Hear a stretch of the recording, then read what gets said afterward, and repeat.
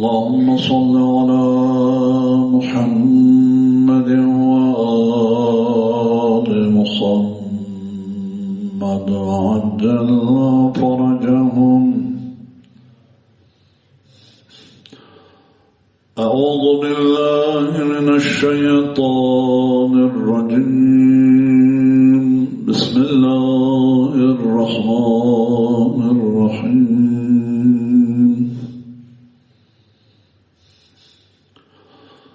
الحمد لله الذي هدانا لهذا وما كنا لنهتدي لولا أن هدانا الله.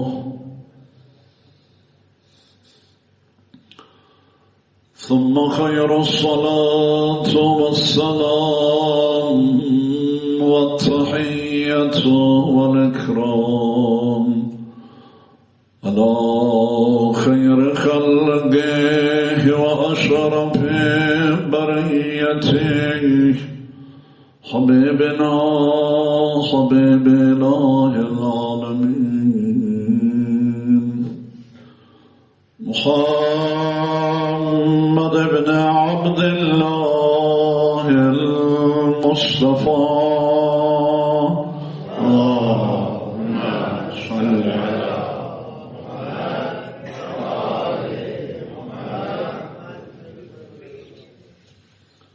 صلى الله عليه وآله وسلم وعلى آله آل الله وأهل بيته الطيبين الطاهرين الهداة المهديين هجج الله سيما منتهى النور ومصدر الأمور صاحبنا وولي أمرنا صاحب العصر والزمان الخلف الصالح المهدي صلوات الله. اللهم صل على محمد وآل محمد صلوات الله وسلامه عليه وعليهم أجمعين ولعنة الله على أعدائهم أعداء الله من الأولين والآخرين ودهر الظاهرين وأبد العابدين. اللهم عجل لوليك الفرج. اللهم عجل لوليك الفرج. اللهم عجل لوليك الفرج. اللهم لا تمتنا ميتة جاهلية بحق محمد وآل محمد. اللهم صل على محمد وآل محمد.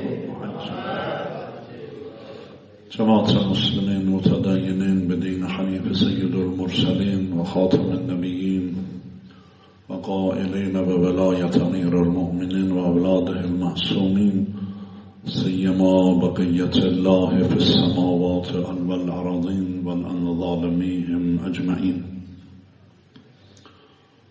Mübarek Recep-ül Murecceb ayının, Esed ayının ilk cumasındayız. Kül mahsus ve Hazreti Bekiyyetillahil Azam Ervahul Alemine liturabihi maqdamihil feda ve accelallahu teala'hu ferecehu şerife. İmam-ı zamanımıza, mübarek kalbinin huşusluğuna, mübarek vücudunun selametliğine ve zuhurunun aciliyetine salavat ile Muhammed ali Muhammed. Allahümme salli ala Muhammed ve ali Muhammed. Bismillahirrahmanirrahim. Sallallahu aleyke ya veliyyel asr. Adrikna ve arşedna vahdena ve la tuhlikna. Ya men ercuhu likulli khayr ve amenu sahatahu inda kulli şer. İnşallah Allah ömür verirse bu Recep ayının cumalarında Resulullah ve Ehl-i Beyti İsmet ve Taharet'ten salavatullah ve selamu aleyhi ecmaîn. Allah'ın salavatı, salatı ve rahmeti ve bereketi Resulullah ve Ehl-i Beyt'inin üzerine olsun.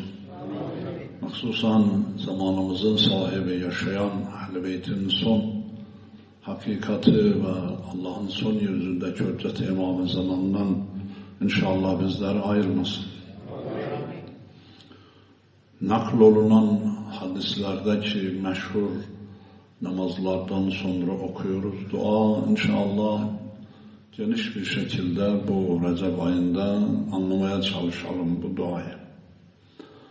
Çünkü devamlı arz ediyorum bahslerimizde, sohbetlerimizde ki hadislerimizi 3 kategoriye bölersek, 3 gruba ayırırsak en yüce derecedeki hadisler marifet yönünden, mana yönünden, mefhum yönünden dualardır. Yani Allah Resulü ve Ehl-i Beytinden ve diğer bazı peygamberlerden bize ulaşmış olan dualar. Neden bu yüce makamdadır? Çünkü Allah Teala'nın yaratmış olduğu, en üstün seçmiş olduğu her yönden aklen, amelen yüce mertebelerde olan hüccetlerin, özellikle Resulullah ve Ehl-i Beytinin yüce Allah'la konuşmasıdır. Daha bundan yüce makam olmaz. En yüce hadislerimiz ki mearifi ve marifetleri, inançları, itikatları ve yüce makamları içerisinde barındırıyor, bize naklolunan bu dualardır. Kur'an-ı Kerim'den sonra Sagaleyn ki biz Sagaleyne inanıyoruz, Allah Resulü'nün 2 emanetinin yolundan gitmeye çalışıyoruz. Allah'ın kitabı ve itretim Ehl-i Beytim buyurdu. Neden böyledir? Çünkü Allah'ın seçtikleri, en yüce makam verdikleri Allah'la konuşuyor. Yüce kelam Kur'an'dan sonra en yüce kelam budur. Meharif açısından, hadislerimizde. Onun için hem okuyoruz, sevap alıyoruz. Ne kadar sevabı var bu duanın Recep ayında özellikle namazlardan sonra. Ve bakmayın dünyada hiçbir mektepte de böyle bir dua hazinesi yoktur. Gidin araştırın. Allah rızası için internetten başka şeyler araştıracağınıza girin bakın Ehl-i Beyt mektebinin dışında böyle bir dua hazinesi olan bir mektep var mı dünyada? Ve araştırın. Zahmet çekin. Elinizden telefon düşmüyor ya. Sağa sola, üstte alta yana efendim çeviriyorsunuz. Çevirin yazın Hazreti Ayetullah Google'a ki efendim, bu dünyada hangi mekteplerde ne kadar dua var? Çok yüce bir makam ki Allah-u Teala Kur'an-ı Kerim'de şiddetle ve tekitle çok önemli vurguluyor ki ey kullarım eğer sizin duanız olmaz ise Allah katında ne kıymetiniz var? Yani mefhum-u muhalefesi nedir? Zıt manası. Yani sizin kıymetiniz Allah katında duanızla ölçülür. Ne kadar yakarıyorsunuz? Ne kadar kulluğunuzu ikrar ediyorsunuz? Ne kadar Allah karşısında aciziyetinizi, acizliğinizi gösteriyorsunuz? Dua yani bu. Aylar lazım ki biz burada duayı ayet ve hadislerle ve akılla mana edelim, siz de dinleyensiniz. Duanın makamını. Ki Ehl-i Beyt İsmet ve Taharet buyurmuşlar, ibadetin özü duadır. İbadetin özü. Her şeyin bir özü var, aslı var. İbadetin özü duadır. Dua yani Allah'a yakarmak, dua yani Allah'a seslemek. Dua yani kul olduğunu hatırlamak. Dua yani Allah karşısında hiç olduğunu hatırlamak. Oradan başlıyor zaten kulluk. Eğer onu hatırlamazsan kul değilsin. Verilenleri, olanları, hayatını, yaşamını, varlığını kendinden zannediyorsan en büyük şirk budur. Başka yerde arama şirki. Ben yapıyorum, ben alıyorum, ben olmasam olmaz. Bunlar hepsi şirktir. Bunlar hepsi şirktir. Ben olmasam filan müessese olmaz. Ben olmasam filan mektep olmaz. Allah Allah, Allah Allah. Bunlar hepsi şirk sözlerdir. Biz neyiz ki biz olmasa olmaz. Allah vermesi olmaz. Allah irade etmesi olmaz. Allah meşiyet etmesi olmaz. Tevhidin esasıdır. Şimdi birazcık sesli düşünmeye çalışalım bu iki cümleyi bu hafta. Ya men ercuhu li kulli hayr ve amenu sakatahu inde kulli şer. Ey Allah'ım, ya men ercuhu li kulli hayr, kendisinden tüm hayırları ümit ettiğim Allah'ım. Allah şimdi gel başla, hayır nedir? Şer nedir? Hayır nedir ki tüm hayırları biz Allah Teala'dan ümit ediyoruz? Ya men ercuhu, rucu, reca. Aşağı mertebeden yukarı mertebede dönülür.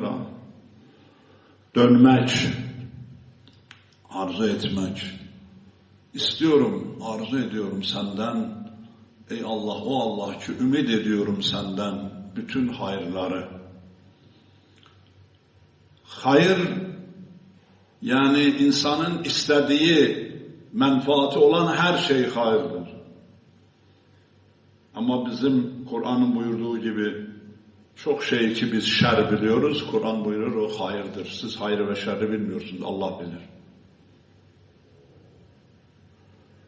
Emir-i Müminin salavatullah ve selamu aleyh de Nehcül Belaga'da buyuruyor. Nasıl bir şerdir bir şey ki onun sonu cennet olsun. Nasıl bir hayırdır o şey ki onun sonu cehennem olsun. Devlet, servet hayır mıdır? Hayırdır. Hayırdır değil mi? Aslı. Evlat hayır mıdır? Hayırdır. Ama bir devlet, servet ki cehenneme senin gitmene sonucu olacak nasıl bir hayırdır buyuruyor.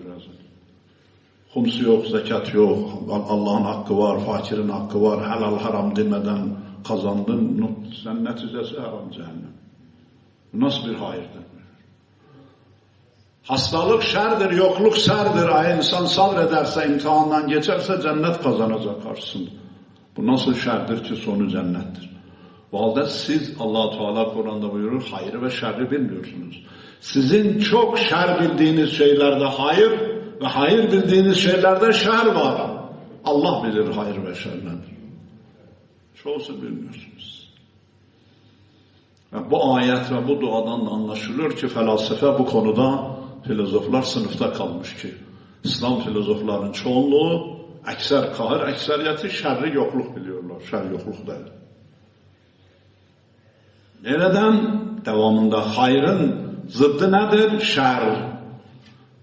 Ya men ercuhu li kulli hayr.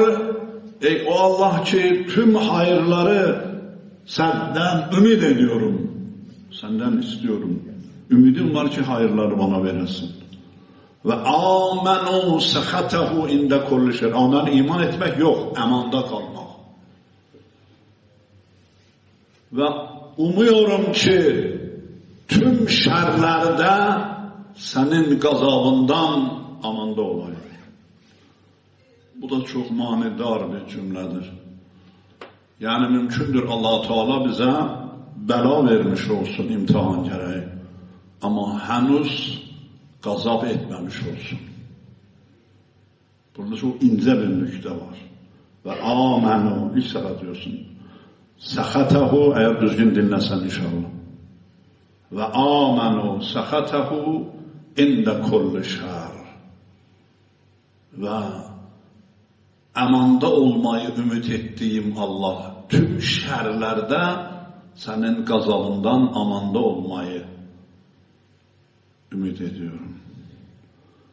Yəni henüz o asıldan çıxarmamış beni, kulluqdan çıxarmamış, atmamış və alakasını kəsməmiş Allah. Diqqət buyurun ki, misal arz edeyim ki, biraz təqrib-i zehn olsun, vicdan edə biləlim.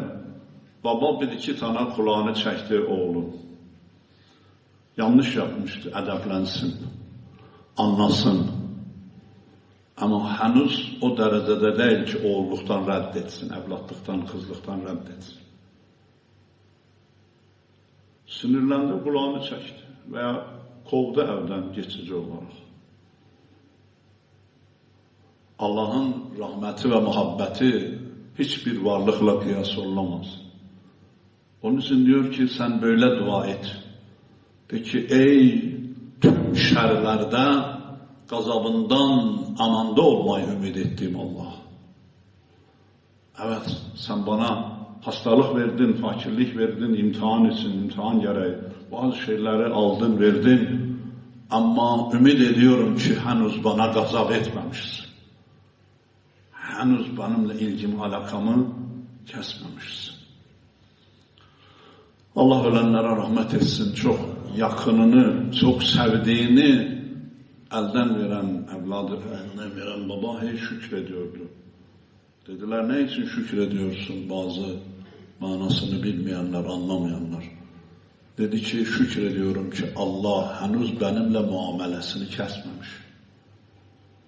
Allah henüz bana teveccüh ediyor. O zaman yok oluruz ki Allah teveccühünü kessin. Allah gazap etsin. Məğdubi olursun o zaman, Allah korusun. Fatiha suresinde devamlı okuduğun gayril məğdubi, gazaba uğramışlardan etme diye dua ediyoruz.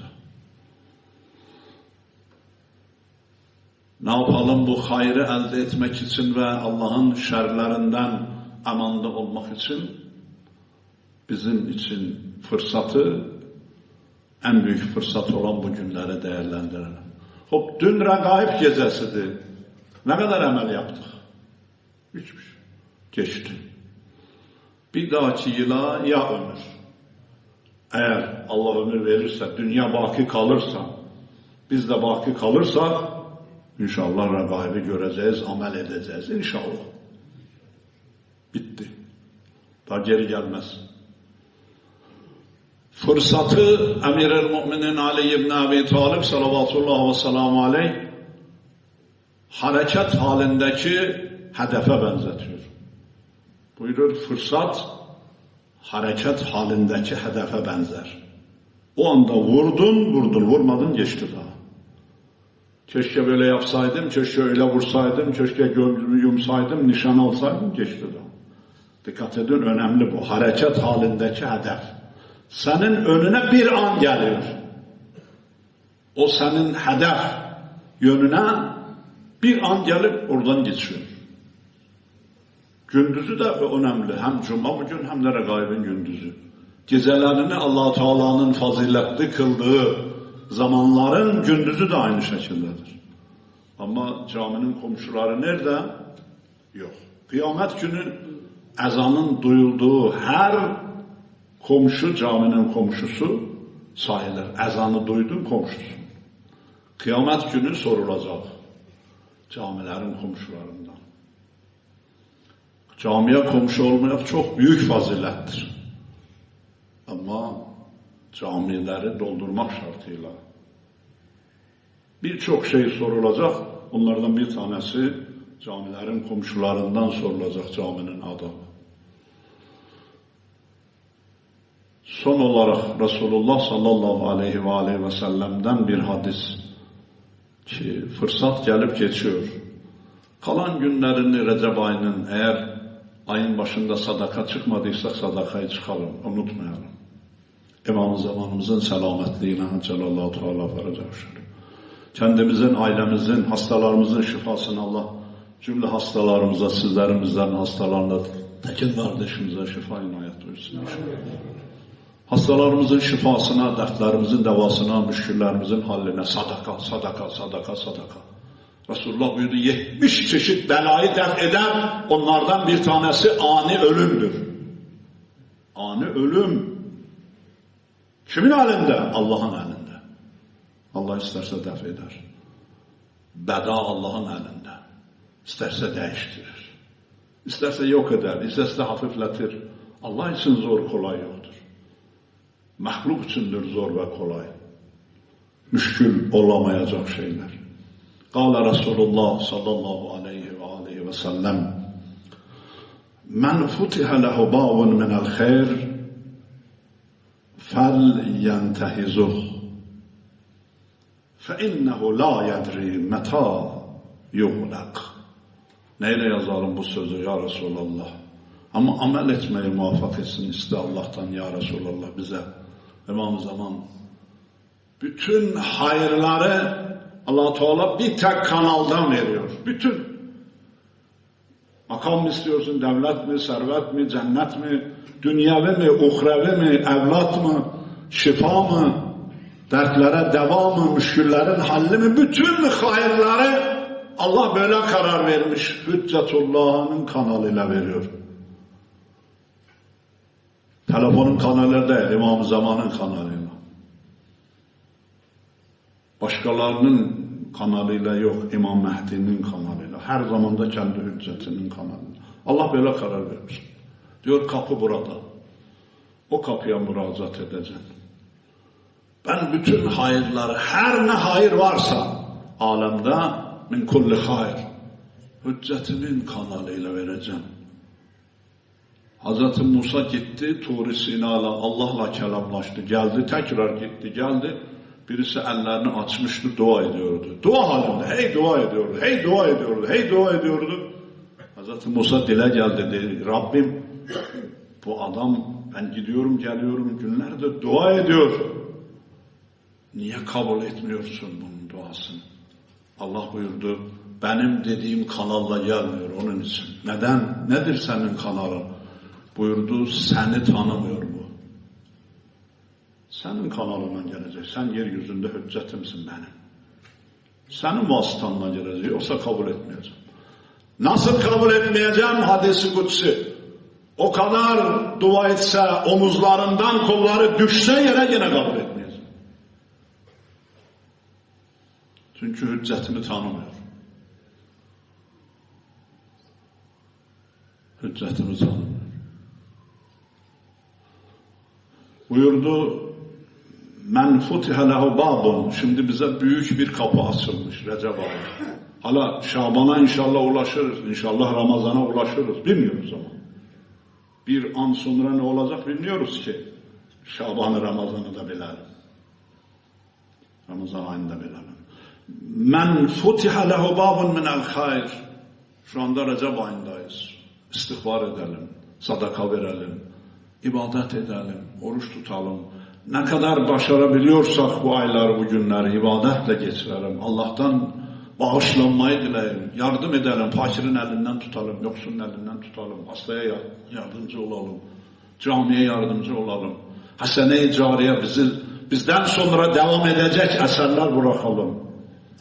Men futiha lehu babun minel hayr. Herkes için Resulullah buyuruyor. Allah-u Teala bir hayır kapısı açmışsa açmışlar Recep ayına bizi sağ salim ulaştırmış. Bu güzel aydayız. Bu güzel günlerdeyiz. Dikkat etsin. Fel yentehizuh. Onu ganimet saysın fırsatı. Allah hayırdan bir kapı açmış. Kul onu ganimet saysın. Fırsatı değerlendirsin. Gelmeyebilir, olmayabilir tekrar. فَاِنَّهُ Neden ya Resulallah? Allah'ın o açtığı hayır kapısını fırsat ve ganimet saysın. فَاِنَّهُ Bunun için ki fafay neticedir diyorlar Arapçada. Bunun için ki la yedri meta yuğlak. Bilinmez o hayır kapısı ne zaman kapanacak. Allahu Ekber. Allahu Ekber ya Resulallah. Allah açmış sana bir hayır kapısı. Bilmezsen elinden alır. Bilmezsen alır. Neden alır? Allah verdiğini almaz, rahmet sahibidir. Biz bir şeyler yaparız ki Allah alır. Bizim günahlarımız, bizim yanlışlarımızın neticesinde o rahmet kapısı kapanır. Hayır kapısı kapanır. Tekrar okuyun bitireyim. Men futiha lehu babun minel hayr. Allah Resulü Hazreti Muhammed ibn Abdullah el-Mustafa sallallahu aleyhi ve sellem buyuruyor. Her kul için Allah Teala bir hayır kapısı açmışsa fel yentehizuh, onu ganimet saysın. Fırsatı değerlendirsin, o hayırdan azami derecede faydalansın. Sıhhat bir hayırdır, boş zaman bir hayırdır. Değerlendirin. فَاِنَّهُ لَا يَدْرِ مَتَى يُغْلَقْ. Bunun için ki bilmiyor insan o rahmet kapısı, hayır kapısı ne zaman kapanacak üzerine. Allah-u Teala hepinizi ve hepimizi o kanal ki Allah-u Teala tüm hayırları, tüm kemalleri o kanalla veriyor. Yani İmam-ı Zaman'la İnşallah dünya ve ahiret haşreylesin. Ve hayırları o kanalla alanlardan, o kanaldan müracaat edip hayırlardan istifade edenlerden, özellikle Recep ayının o mübarek günlerinden ve gecelerinden o duada istediğimiz gibi tüm hayırları ümit ederek, hayırları elde ederek fırsatını yerine getirip ganimet sahip hayırlardan azami miktarda yararlanmaya muvaffak etsin inşallah. Allah'ın tüm şerlerden ümit ettiğimiz gazabından uzaklaşmayı hepimize nasip eylesin inşallah. Recep ayının bu cumasında ve Regaib'in gündüzünde bizlerin ve ölmüşlerimizin günahlarını affeylesin. Hastalarımıza şifa inayet eylesin. Dünya ve ahiret dertlerimize İmam-ı Zaman eliyle deva inayet eylesin. Nazan'ın kalbini bizlerden razı ve hoşnut eylesin. Onun kanalıyla bizim hesap edemeyeceğimiz, bilmediğimiz hayırları bize ihsan buyursun Allah. Aklımıza gelmeyen şerlerden İmam-ı Zaman eliyle bizleri muhafaza buyursun Allah. Euzu billahi mineşşeytanirracim. Bismillahirrahmanirrahim. Vel asr innel insane lefî husr illellezîne âmenû ve amilussâlihâti ve tevâsav bil hakkı ve tevâsav bis sabr. Sadakallahul aliyyul azîm. Salavat ber Muhammed, âli Muhammed.